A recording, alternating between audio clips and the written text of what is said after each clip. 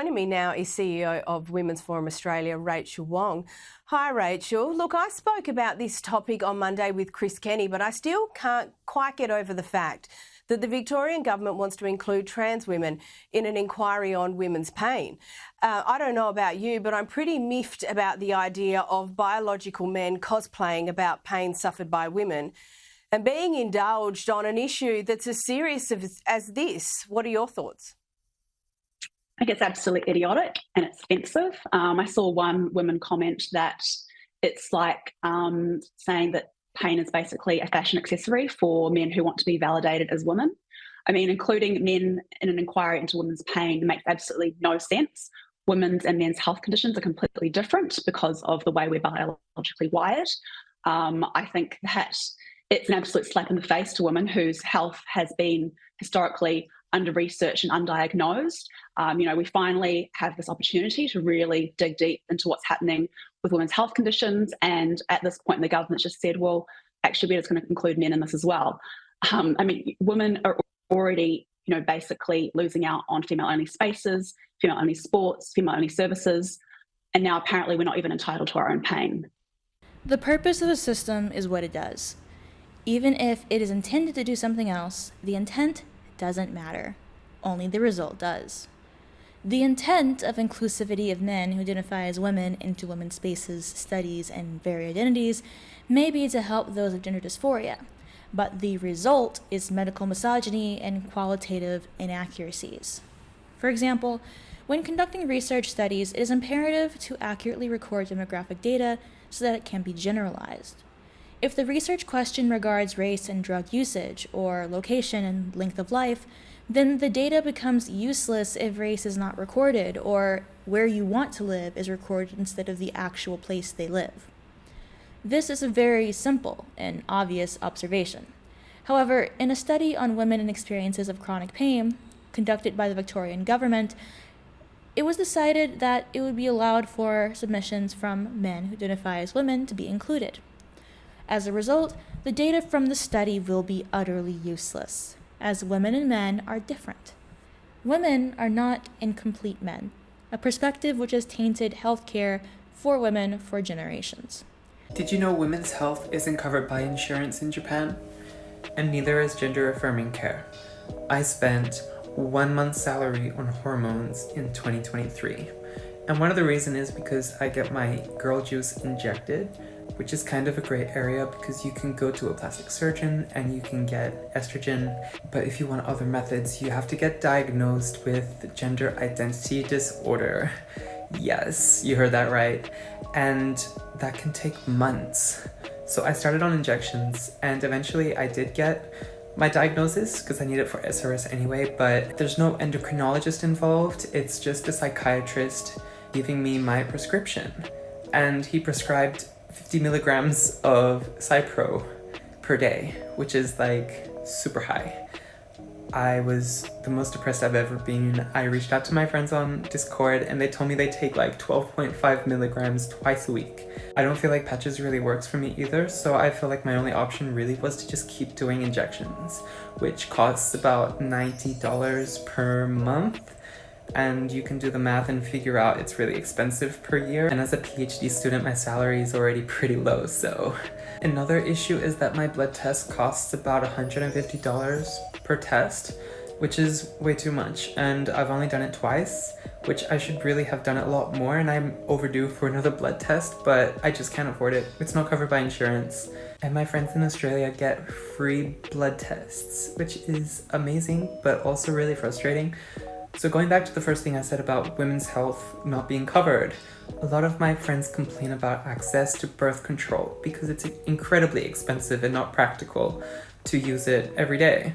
And the methods that are cheaper are not very effective. So a lot of women complain about healthcare in Japan, a lot of trans people complain about healthcare in Japan, but at least we have universal healthcare in every other area, which is pretty good considering other countries like the US. Rant over.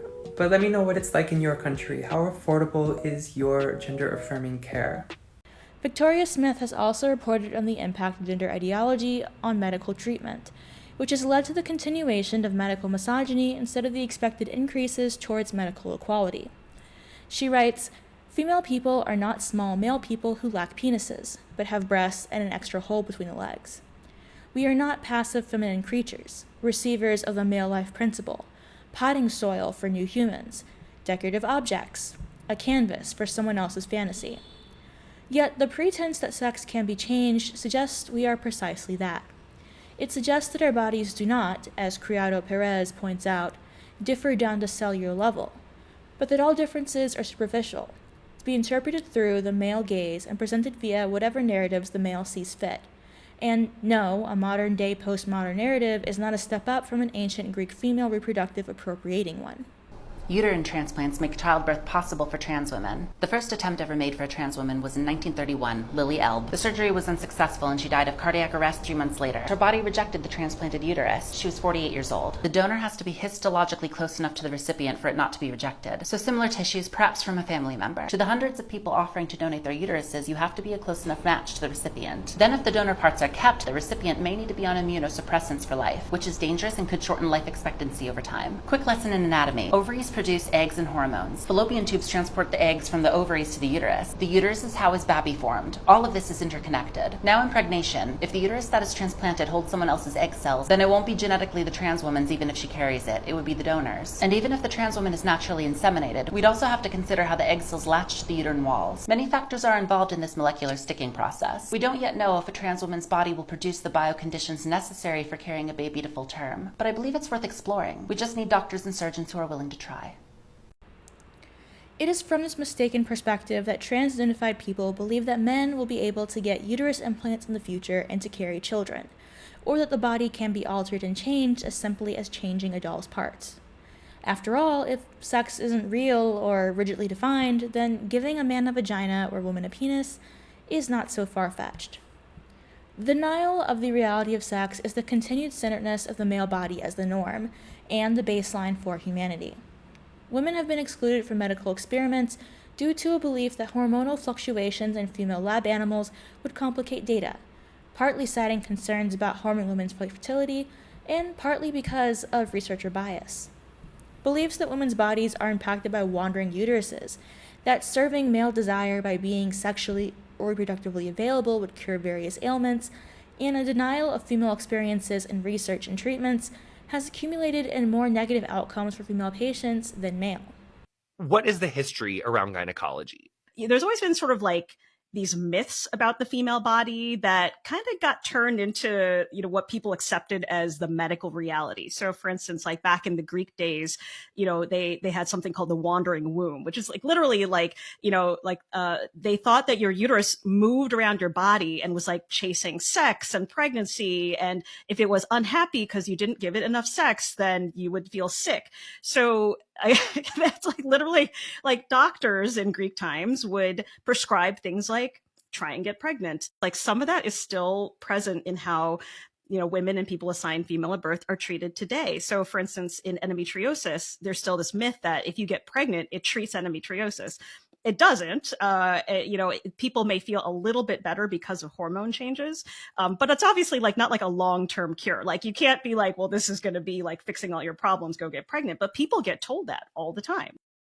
In turn, this has resulted in a global problem known as the Yenti Syndrome, coined to call attention to the underdiagnosis and undertreatment of women. While there are calls to address these issues, the inclusion and centering of gender identity over sex has led to a decrease in the quality of healthcare. As reported from an anonymous Victorian surgeon, patients present to doctors in their new gender and don't reveal their actual biology. This has massive ramifications on care. If doctors say anything negative, they can be reported to the regulator or even have the registration threatened. Junior doctors spend more time learning how to speak to these people and not focusing on the basics like diabetes, asthma, or breast cancer. Publications focus on renaming and obfuscating the female body in lieu of pandering to women who don't want to be viewed as women and to men who want to be women, because their feelings are considered more important than the ability to clearly communicate. Menstruators, cervix havers, and other euphemisms for being female are common, and yet there are few, if any, notices of scrotum or prostate havers. illustrating the continued bias against women even in trans spaces. Trans feelings are evidently more important than female lives, which is odd given that maternal mortality is unacceptably high. About 287,000 women died during and following pregnancy and childbirth in 2020, and almost 95% of all maternal deaths occurred in low-middle income countries in 2020, and most could have been prevented. Amongst fears of decreasing birth rates and aging populations, one would think that the health of women would be considered of higher priority, but evidently, this isn't the case. This, dear viewers, is where we part. I get very frustrated when it comes to healthcare and the way that women are treated.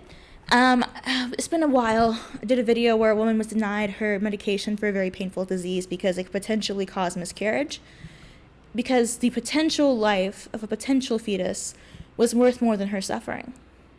And when you look at so many cases of women not getting diagnoses of treatments for years and years and years because they're told it's your anxiety, it's you need to lose weight, it's this, it's that.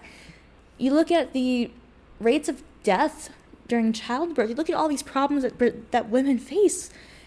It makes me so angry because instead of focusing on these problems, what we're doing is, yeah, there are articles about it and people talk about it, but nothing's really happening because instead of actually enacting change, we're busy arguing, no, you can't say women are at risk for cervical cancer.